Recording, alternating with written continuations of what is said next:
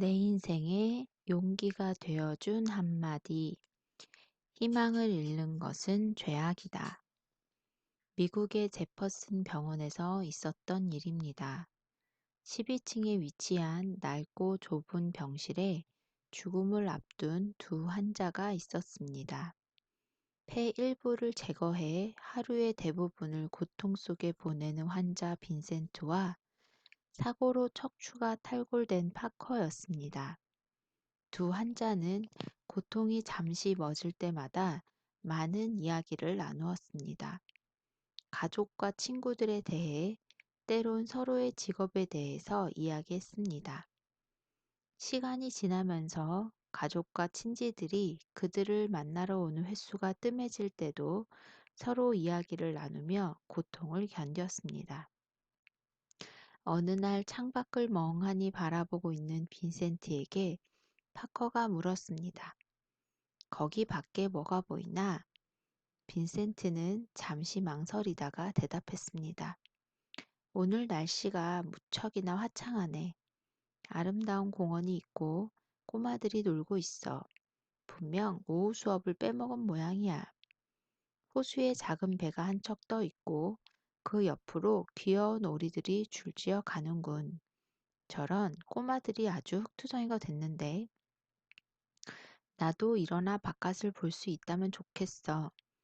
자네는 곧 머지않아 그렇게 될 거야. 일어나 앉게 될 거고 몸을 일으켜 창밖도 보게 될 거야. 그 후로 빈센트는 매일 오후 3시가 되면 바깥을 내다보고 풍경을 이야기해 주었습니다. 날마다 변화무쌍한 날씨와 다른 풍경들이 펼쳐졌습니다. 덕분에 파커의 상태도 눈에 띄게 호전되는 듯 했습니다. 그러던 어느 날 오후 3시가 되었는데도 빈센트는 몸을 일으키지 않았습니다. 세상을 떠난 것입니다. 텅 빈 병실에 혼자 남겨진 파커는 간호사를 불러 부탁을 하나 했습니다. 자신의 침대를 빈센트가 있던 창가로 옮겨줄 수 있느냐는 것이었습니다. 간호사는 기꺼이 그의 부탁을 들어주었고 창가로 자리를 옮긴 그는 기적처럼 몸을 일으켜 바깥을 내다보았습니다. 그의 눈에 들어온 것은 이웃 건물의 벽돌담뿐이었습니다. 미국의 작가 해리 부시먼이 쓴 단편 창가의 남자에 나오는 이야기입니다. 무엇이 먼저고 나중인지 알 수는 없지만 미국에는 이 비슷한 이야기들이 많이도 떠돕니다. 대부분 병실에 창문이 꼭 한 개 있고 창가의 환자가 바깥 풍경을 아름답게 꾸며 이야기해 준다는 내용입니다.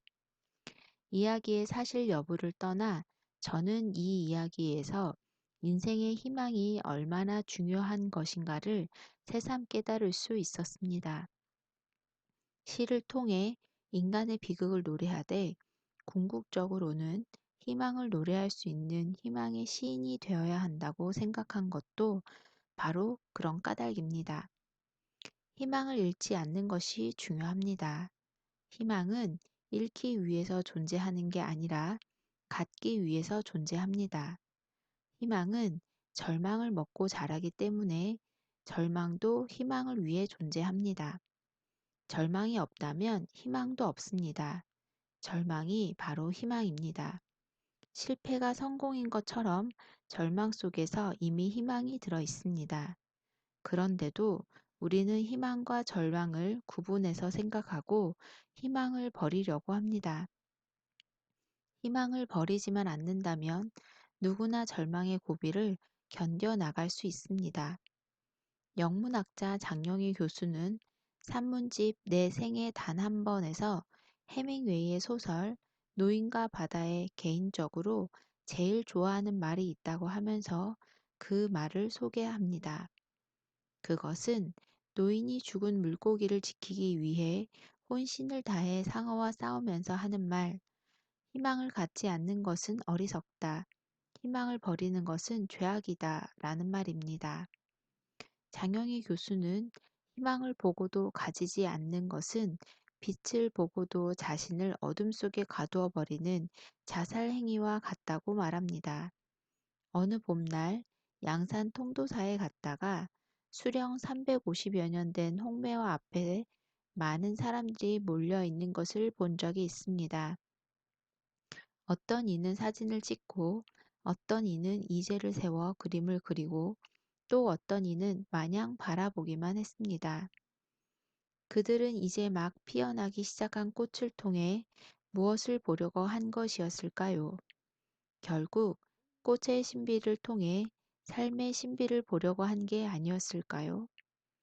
은은히 번지는 이른 봄의 매화향을 통해 생명의 향기를 맡으면서 희망의 향기를 맡으려고 한 게 아니었을까요? 희망을 잃지 않고 살아온 이들 중에서 남아프리카 최초의 흑인 대통령이자 노벨 평화상 수상자인 넬슨 만델라를 생각할 때가 있습니다. 만델라는 정치범으로 독방에 갇힌 지 4년째 되던 해에 어머니를 잃었으며 이듬해에는 큰아들을 자동차 사고로 잃었습니다. 아내와 딸은 강제로 흑인 거주 지역으로 끌려갔고 둘째 딸은 심한 우울증에 시달렸습니다. 그래도 그는 가족을 위해 할 수 있는 일이 아무것도 없었습니다. 가족들이 자기 때문에 고통받는다고 생각될 때마다 오히려 절망감만 더 깊어졌습니다. 그렇게 감옥에 있은 지 14년째 되던 해에 맏딸이 그를 찾아왔습니다. 손녀의 이름을 지어 달라고 감옥으로 편지를 보낸 맏딸은 손녀의 이름을 지었느냐고 만델라에게 물었습니다. 만델라는 작은 쪽지 한 장을 내밀었습니다. 딸은 그 쪽지를 조심스럽게 펼쳐보다가 그만 눈물을 흘리고 말았습니다. 쪽지에 적힌 손녀의 이름은 바로 희망이었습니다. 저도 견디기 어려운 인생의 절망이 있었지만 희망을 잃어본 적은 없습니다. 희망을 잃지 않기 위하여 고비라는 시를 쓸 정도로 늘 인생의 고비를 넘기며 살아왔습니다. 고비 사막에 가지 않아도 늘 고비에 간다. 영원히 살 것처럼 꿈꾸고 내일 죽을 것처럼 살면서 오늘도 죽을 고비를 겨우 넘겼다. 이번이 마지막 고비다.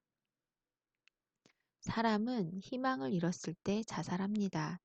자살 사회인 우리 사회에서 희망을 잃는다는 것은 바로 죽음이라는 죄악을 저지르는 일입니다. 오늘도 그런 죄악을 저지르는 삶을 살아서는 안 된다는 생각을 거듭해 봅니다.